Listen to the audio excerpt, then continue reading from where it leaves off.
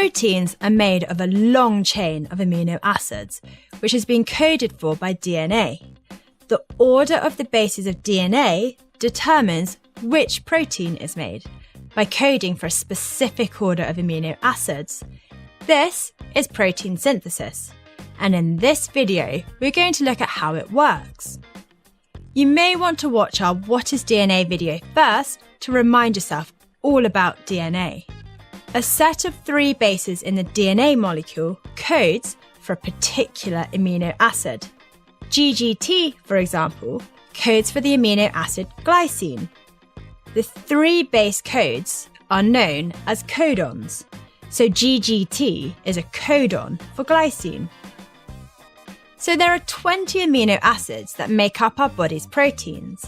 9 of these we need to take in through our diet, as our body cannot manufacture them. These are known as essential amino acids. Our body can, however, manufacture non-essential amino acids. Whilst 20 amino acids build up proteins, there are actually many others that do not form proteins, possibly over 250. They may form sugar, for example. Before we start, you need to know what RNA is. So you may want to watch our What is RNA video first. So let's now look at how proteins are actually synthesized. The DNA is in the nucleus and cannot move, but the ribosomes in the cytoplasm are where the proteins are made. This means the code from the DNA needs to be copied and carried across to the ribosome by a molecule called messenger RNA, or mRNA, before the protein can be made. Let's have a look at how all this works.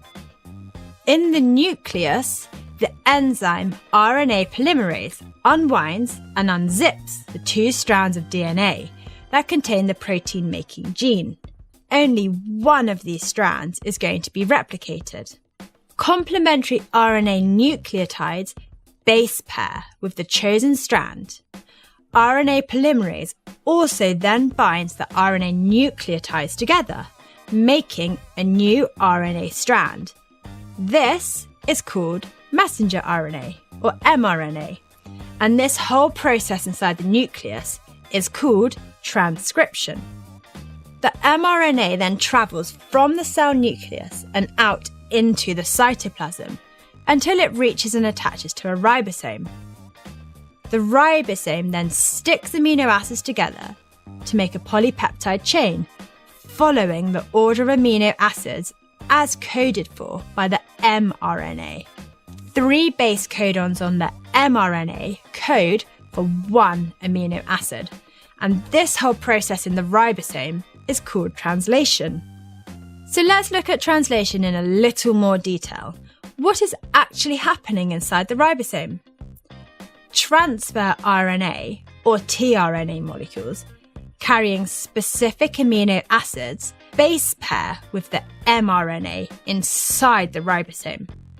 So the tRNA brings in the amino acids, and the mRNA provides the information of the exact order that the amino acids need to be bonded together to ensure that the correct protein is made.